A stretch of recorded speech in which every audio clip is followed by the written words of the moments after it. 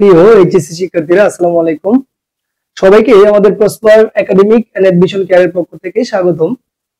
তোমরা যারা 2026 সালে পরীক্ষা দিবা এবং 2027 সাল যারা আসবা আপডেট এখনো ভর্তি হও নাই, তাদের উদ্দেশ্যে দুইটা কথা বলি। আমাদের বাংলা আমাদের যে বিষয়টা খুব ইম্পর্টেন্ট একটা বিষয় ইন্টারমিডিয়েটে, যারা হচ্ছে সাধারণত আর্টস মানবিক বিভাগের স্টুডেন্ট, তোমরা জানো যে ঢাকা বিশ্ববিদ্যালয়ে তুমি যখন পরীক্ষা দিতে যাবা তখন ঢাকা বিশ্ববিদ্যালয়ে তোমাকে 35 মার্কস ওখান থেকে অ্যান্সার করতে হবে। ওই জায়গায় 20 হচ্ছে লিখিত, 15 হচ্ছে এমসিকিউ। তো কিন্তু আমাদের যে কাজটা হয় সেটা হচ্ছে যে আমরা বাংলায় খুবই অবহেলা করে থাকি এবং এর ফলে যে সমস্যাটা হয় আমাদের বাংলায় পরবর্তীতে রেজাল্টটা খুবই খারাপ হয়। তো আমাদের Prosper Academic and Admission Care যে কাজটা করবে মানে প্রতিনিয়তই তোমাদেরকে আমাদের যে বিষয়গুলো আছে ভার্সিটি অ্যাডমিশন একাডেমিক বিষয়গুলো নিয়ে প্রতিনিয়তই ক্লাস দিবে। তোমরা যারা আমার এই পেজে নতুন অবশ্যই ফলো দিয়ে রাখবা, শেয়ার দিয়ে রাখবা, লাইক দিয়ে রাখবা ইনশাআল্লাহ, এবং তোমাদের যে ক্লাসগুলো প্রয়োজন অবশ্যই কমেন্ট বক্সে দিয়ে রাখবা অথবা মেসেজ দিয়ে রাখবা। আমরা চেষ্টা করবো ইনশাআল্লাহ এই ক্লাসগুলো দেওয়ার। আজকে হচ্ছে তোমাদের সামনে একটা ইম্পর্টেন্ট টপিক নিয়ে আসছি, একটা কবিতা নিয়ে আসছি আমাদের যেটা পাঠ্য তালিকার অন্তর্ভুক্ত। ফেব্রুয়ারি 1969 লিখেছেন শামসুর রহমান। আমি একটা কথা বলি, আমার ইউনিভার্সিটি লাইফে শামসুর রহমান আমার একজন প্রিয় লেখক ছিলেন এবং উনার লেখার যে ধরন, লেখার যে স্টাইল আমাকে এতটাই আমাকে মুগ্ধ করতো। আমি ওনার কবিতা প্রচুর পড়েছি আমার ইউনিভার্সিটি লাইফে। তো প্রিয় শিক্ষার্থীরা, তোমাদের যে পাঠ্য কবিতা আছে তোমরা বুঝতেই পারতেছো যে ফেব্রুয়ারি 1969 কবিতা, তার মানে হচ্ছে 1969 গণ অভ্যুত্থানের উপর রচিত এই কবিতা। তো শামসুর রহমান তোমরা জানো কিনা, উনি মূলত 50-এর দশকের কবি। তো শামসুর রহমানের কবি প্রতিভার যে জাগরণ সেটা মূলত 50-এর দশকেই শুরু হয়। এবার তিনি আমরা জানি যে 1952 সালের ভাষা আন্দোলনে নিজেই অংশগ্রহণ করেছিলেন এই ব্যক্তি, যিনি হচ্ছে 1969 সালে আবার গণ অভ্যুত্থানে অংশগ্রহণ করেছিলেন। কারণ তুমি এই কবিতার মধ্যে দেখতে বাবা, এই কবিতায় তিনি কিন্তু আছেন বর্তমান। আমি আর আমার মতোই বহু লোক, এই যে এই আমি কিন্তু কবি শামসুর রহমান, অর্থাৎ কবি নিজেই আছেন। এবং একটা কথা তোমাকে বলিনি, এই কবিতা বুঝতে হলে তোমাকে যে কাজটা আগে করতে হবে, সময়টা কিন্তু ফেব্রুয়ারি মাস 1969। তোমরা জানো কিনা 21শে ফেব্রুয়ারি ছিল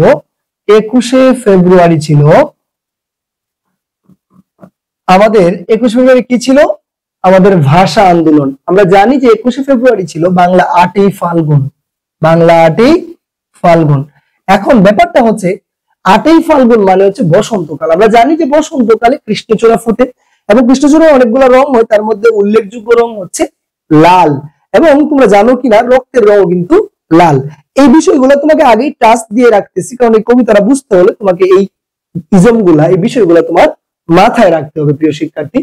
তো এই যে কবিতাটা তোমরা দেখতে পাচ্ছ, যে আমাদের সবচেয়ে বড় বিষয় যেটা, এই কবিতার মধ্যে কবি গণ অভ্যুত্থানের কথা বলেছেন, ঠিক আছে, কিন্তু এই কবিতার মধ্যে সবচেয়ে ইম্পর্টেন্ট যে ব্যাপারটা, তিনি এটা বোঝানোর জন্য 1952 সালের ভাষা আন্দোলনটাকে নিয়ে আসছেন। হ্যাঁ, এই কবিতাটা আমরা এখন পড়বো। একটু দেখো প্রিয় শিক্ষার্থী, আবার ফুটেছে দেখো কৃষ্ণচূড়া। যখন এই আবার কথাটা ব্যবহার করেছে, তার মানে আরো একবার ফুটেছিল। কখন ফুটেছিল সেটা ছিল 21শে ফেব্রুয়ারি। কত? 1952 সাল। এবার কবি আমাদেরকে স্মরণ করিয়ে দিচ্ছেন, আবার ফুটেছে দেখো কৃষ্ণচূড়া থরে থরে শহরের পথে। অর্থাৎ আবার ফুটেছে কৃষ্ণচূড়া স্তরে স্তরে শহরের পথে। আমরা জানি যে শামসুর রহমানকে আমরা নাগরিক কবি বলি। শামসুর রহমানের কবিতার যে চিত্রকল্প, যেমন জসিমউদ্দিনকে আমরা পল্লী কবি বলি, আমাদের শামসুর রহমানকে আমরা নাগরিক কবি বলি, কারণ নগরের বাস্তবতার লিখায় অনেক চমৎকার ভাবে এসেছে। দেখো, আবার ফুটেছে দেখো কৃষ্ণচূড়া থরে থরে শহরের পথে, কেমন নিবিড় হয়ে নীরব নিশ্চল হয়ে ফুটে আছে কৃষ্ণচূড়া। এবার কখনো মিছিলে, কখনো বা একা হেঁটে যেতে যেতে মনে হয়। কবি যখন মিছিলে থাকেন অথবা কখনো যখন 1000, কখন? 1969 সালে, কিন্তু তোমার মাথায় রাখতে হবে সেটা 1969 সালে। ফুল নয় ওরা শহীদের জলকিত রক্তের বুদবুদ, স্মৃতি গন্ধে ভরপুর, অসংখ্য স্মৃতি জড়িয়ে আছে যেখানে। তার মানে 21শে কৃষ্ণচূড়াটাকে ওনার আর ফুল মনে হচ্ছে না, এটা রক্তের বুদবুদ, রক্তের আওয়াজ মনে হচ্ছে কবির কাছে। কবির চেতনায় জাগ্রত হয়ে যাচ্ছে সেই 21শে ফেব্রুয়ারি 1952 সালের কথা। এবার 21-এর কৃষ্ণচূড়া আমাদের চেতনারই রং, অর্থাৎ 21-এর যে কৃষ্ণচূড়া আছে না, সেটা আমাদের চেতনাকে বহন করে। কারণ কি? এরপরেই তিনি বলছেন এ রঙের বিপরীতে আছে অন্য রং। এরা কারা আসলে? এরা হচ্ছে পশ্চিম পাকিস্তানিরা। এই অন্য রংটা কে আসলে? পশ্চিম পাকিস্তানি। একটু মাথায় রাখবা, কিন্তু এই অন্য রং কথাটা কিন্তু মাথায় রাখতে হবে। এই রঙের বিপরীতে আছে অন্য রং। যে রং লাগে না ভালো চোখে, এবার এই যে অন্য রং, এই যে অন্য রং কথাটা, এই রং একদম কবি চোখে ভালো লাগে না। যে রং সন্ত্রাস আনে, অর্থাৎ এই রং দেখলে মনের মধ্যে কি আসে? একটা ভয় আসে, আতঙ্ক আসে। কবি বলতেছেন যে রং সন্ত্রাস আনে, প্রাত্যহিকতায় আমাদের মনে সকাল সন্ধ্যায় সর্বদাই ওই রং আমাদের মনে একটা ভয়ের সঞ্চার করে। এবার দেখো তুমি, এখন সে রঙে ছেয়ে গেছে পথঘাট। তার মানে এই সে রং কারা? পশ্চিম পাকিস্তানিরা। অর্থাৎ কবি বলতেছেন 1969 সালে এখন এই যে অন্য রং, যে রং দেখলে ভয় লাগে, সন্ত্রাস আনে, এবার এই রঙে ছেয়ে গেছে পথঘাট, সারা দেশ ঘাতকের অশুভ আস্তানা। এই ঘাতক হচ্ছে পশ্চিম পাকিস্তানিরা। সারা দেশ ঘাতকের অশুভ আস্তানা, আমি আর আমার মতোই। এবার কিন্তু কি চমৎকার ভাবে বলতেছে, একটু দেখো তোমরা। আমি, কবি নিজে বলতেছে, আমি আর আমার মতোই বহু লোক ভুলন্টিত, রাত্রি দিন ভুলন্টিত, অত্যাচারিত হচ্ছি ঘাতকের অশুভ আস্তানায়। আমি কিন্তু রাত্রি দিন ভুলন্টিত হচ্ছি, অত্যাচারিত হচ্ছি ঘাতকের আস্তানায়, পশ্চিম পাকিস্তানিদের আস্তানায়। কেউ মারা গিয়েছে, আধমরা কেউ, কেউ বা অর্ধেক মরে আছে। ওদের অত্যাচার এতটাই মানে জঘন্য ছিল। তোমরা যে হাসান আজিজুল হকের গল্পগুলা পড়ো, তোমরা যদি শওকত ওসমানের উপন্যাসগুলা পড়ো, তাহলে খুব চমৎকার ভাবে কবি লেখকরাই ওই জায়গায় খুব চমৎকার ভাবে উপস্থাপন করেছেন। তোমরা ওই জায়গাগুলা ক্লিয়ার বুঝতে পারবা। দেখো একটু ভালো করে খেয়াল করো। কেউ মরা, আধমরা কেউ, কেউ বা ভীষণ জেদি। ওই যে জাহানারা ইমামের ছেলে রুমির মতো ভীষণ জেদি, মারা যাব কিন্তু ক্ষমা চাইবো না, দেশের জন্য মারা যাব। দারুণ বিপ্লবে ফেটে পড়া, দারুণ বিপ্লবে তারা ফেটে পড়তেছে। অর্থাৎ প্রত্যেকটা মানুষ তখন বিপ্লবে ফেটে পড়ছে। যারা ছিল কবির সঙ্গে, কবি বলতেছে আমি আর আমার মতোই বহু লোক রাত্রি দিন বুলন্টিত ঘাতকের আস্তানায়। ওরা কি অত্যাচারটাই না করেছে। কেউ মরা, আধমরা কেউ, কেউ বা ভীষণ জেদি, দারুণ বিপ্লবে ফেটে পড়া। চতুর্দিকে মানবিক বাগান, মানবিক বাগান মানে হচ্ছে মনুষ্যত্ব, মানবতা।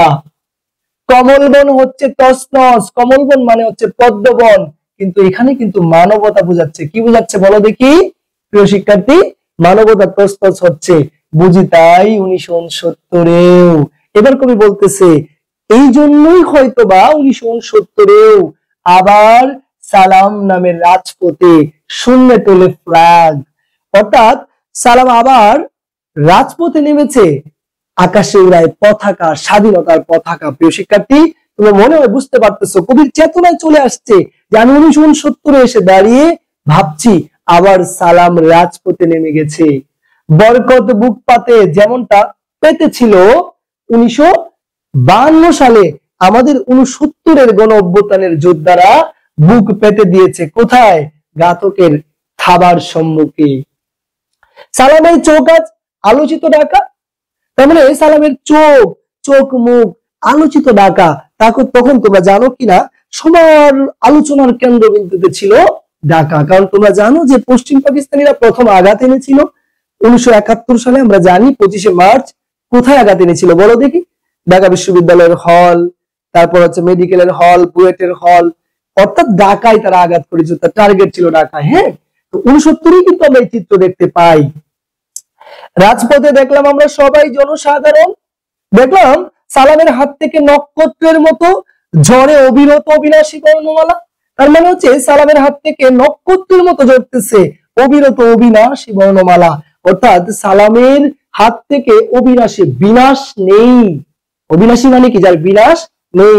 বর্ণমালা হচ্ছে আমাদের যে বর্ণমালা, আমাদের যে ভাষা।